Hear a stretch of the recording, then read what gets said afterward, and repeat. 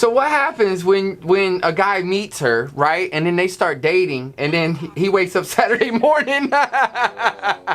He's like, damn, I had way too much tequila, but I didn't drink. That's crazy, isn't it? Like, hey. Yeah, dude, it's getting bananas out there, man. It is. Oh, we had a whole conversation this morning, dude. I can get us canceled on the podcast. Stop. Let's stay focused. I have a big day. I can get us canceled. I have a big day. As soon as you're ready, bro. I gotta do a lot of things today. Run it. As soon as you're ready, I'll get us canceled. What do you have to do? I have a lot of things to do. Oh. I'm important. Okay.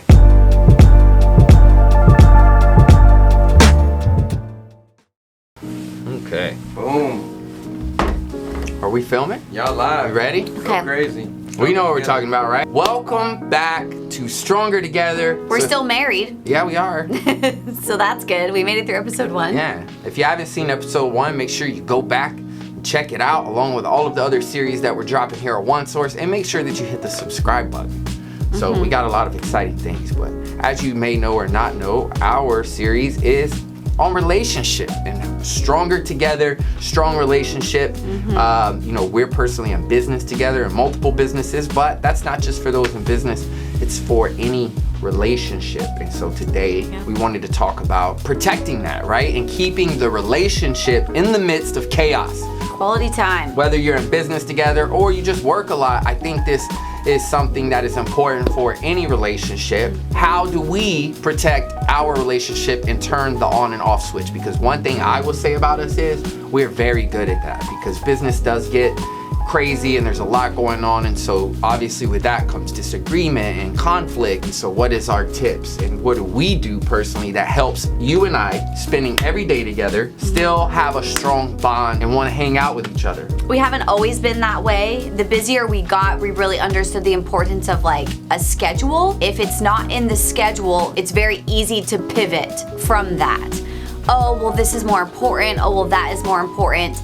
And because you do see your significant other and your partner every single day, you may not think actually carving out quality time matters, because you see them every day. The level that you see them on a daily basis is not as significant enough, does not bring enough value long-term to your relationship, unless you actually shut the whole rest of the world out, even your kids if you have kids, and just give that quality time. And when we started doing that, I really noticed like a difference in the growth of our relationship, the happiness of our relationship, and the quality of the time that we were actually spending. We weren't sitting on the couch both on our phones listening to Netflix. That's not quality time. We mean you shut everything off and you go and do something. Disney would be our number one. Now to the point where we go to Disney every single Tuesday, no matter what is going on, no matter how busy work is, how busy life is with the kids, how busy the animals are. That is something we've made a promise to ourselves, because it really does reset and really reminds you why you're doing it. Like, you chose this person to spend the rest of your life. It goes so fast. You can't just always say, oh, we have the rest of our life to do that. Oh, we're gonna, be with each other every single day from here on out. We'll make time for that another time. That's not the case always. So I think always setting aside a time, and even if it sounds silly, schedule you in, pencil you in. It holds you accountable. Yeah, not just doing life together, but hanging out with each other and making it frequent, right? Not just once a an month. hour a month or something like that, and not just doing life together, because that doesn't technically count. You have to create that time together that reignites and continues to hold that bond that you have with a significant other. So as she said, Disney is big for us because it is a place that we go that we enjoy, but when we go there, we disconnect. Yep. We have fun, we laugh, we ride rides, but it could be anything. It could be going to the mall, it could be going to Topgolf, bowling, like doing all of these things on a consistent basis. Saturdays for us is a day that, we don't put anything on the schedule. Right. That is just our free flow day where we're not sticking to a schedule, but we're hanging out with each other all day, doing the mall or going shopping or things like that, and then continuing to have a date night every week, or maybe 2 date nights, or a date breakfast and a date night. Yeah, and these are things that are important.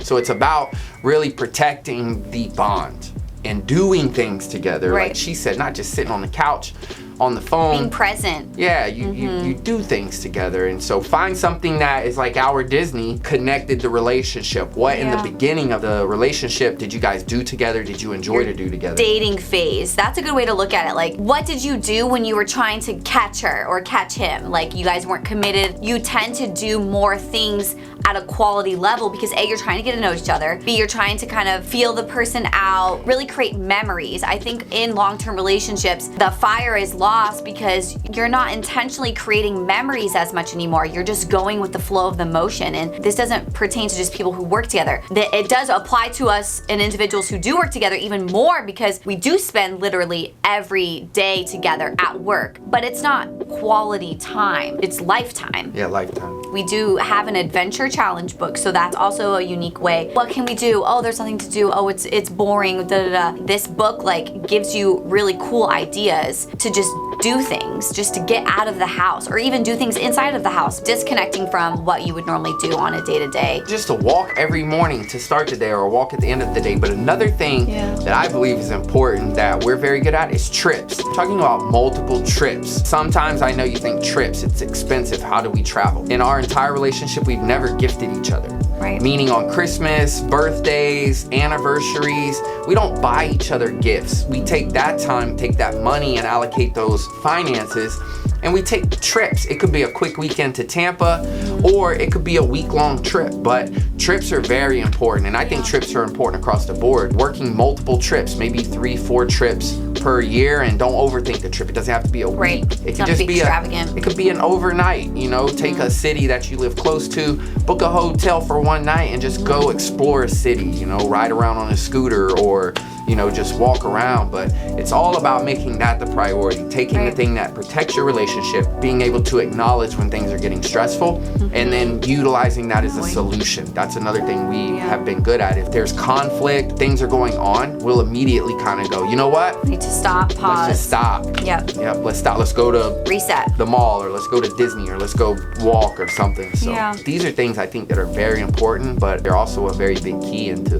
kind of keeping that happiness, the flames, the everything, because you are with the person every single day. You can tend to like do the same things, and that gets boring. Just going with the flow of the ocean. Just, you need to spice it up a little bit. And hang out with each other. Yeah. So if you're busy in a week and then you only have Saturdays, the girls may want to go hang out with the girls, or the guys may want to go hang out with the guys. Hang out with each other. Personally, Jen and I would rather hang out with each other than any other people, even if we feel like we've had enough of each other. Yeah. We always find ourselves coming back of like, okay, I'm ready for this to end. Making that a priority is a key to keeping a relationship strong. You're with each other for so long, but you're evolving and you're growing. And so if you're not making time for the quality, you're not continuously getting to know your partner. I know that I've grown into different interests and different things, and you want to share that with your partner, but you're not the same person. I mean, I'm definitely not the same person when you met me 6 years ago, going on 7. Holy crap, that's a long time. I've changed. He's changed.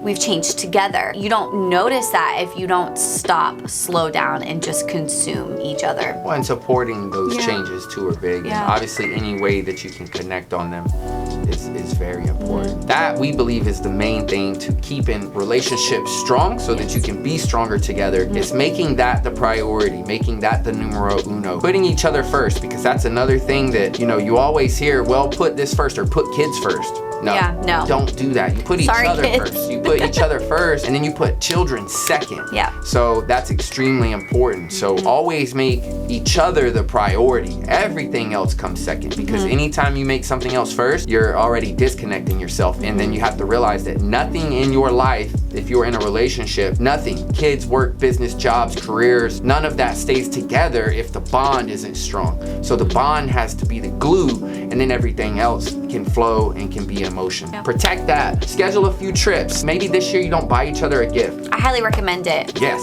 for sure. Recommend it. Because if you think about the amount of money the average person spends on, just say Christmas or birthdays, anniversaries, Valentine's days, all of this stuff, it's a decent amount of money. Traveling is not that expensive. On a budgeted side, we live in Orlando, but Tampa's an hour and a half. To feel like we're getting away, we just hop an hour and a half drive to Tampa and stay in Tampa and explore a new city. That's the first thing that you can do, is just cut out buying each other gifts and allocate those special moments, that anniversary, that Valentine's Day, those birthdays, the holidays. Do something with each other. And I think that if you just start there, you'll notice a significant difference and kind of rekindle that bond, and maybe dedicate one time per month doing something that you you did in the beginning. We still do the same things. We love to go to malls. We love to go bowling, Disney, obviously. We love to walk and venture small towns. We do that on a regular basis. Antique malls and all of these things. I like to look at them as dates too. Because when you're married, you don't date anymore, but that was like the thrill of it, the thrill of the relationship. Like, I'm gonna get cute, I'm gonna smell good because my boyfriend's coming to pick me up. You know, you have this impression, like reach back down to the roots of that, and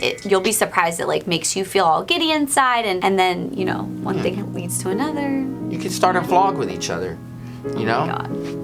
Not everyone needs to do that. You can do whatever you want to do. Just make sure that it's a priority and put that in motion, and get with your significant other and sit and talk and plan it. That's another thing. You know, we sit with a whiteboard, we plan what we're gonna do. We would do that with anything else. We would do that with planning a business, planning things that we have to do. So you have to be able to do the same thing with your relationship. What are we doing? We know everything we're doing. You know, we have the next few weeks planned out. We know our times. You know, we know on Tuesday nights is Disney. We know on every Thursday we have lunch together. We know every Saturday is our day to do whatever we want to do. That's automatic. Tuesday, Thursday, and Saturday, it's a given, right? You can look forward to it because it's always exciting to like have something on the books and like counting down the days to do that and to bring happiness. Especially if you work a lot, if your job is very taxing mentally and physically, you know, making sure that you have those moments with your partner locked in keeps you excited. Every morning, we start our morning off with a walk together. 9 o'clock is our ending time, meaning at 9 p.m. we have to go upstairs. That's going to our room, no TV, no computer, and that can be just talking about the day.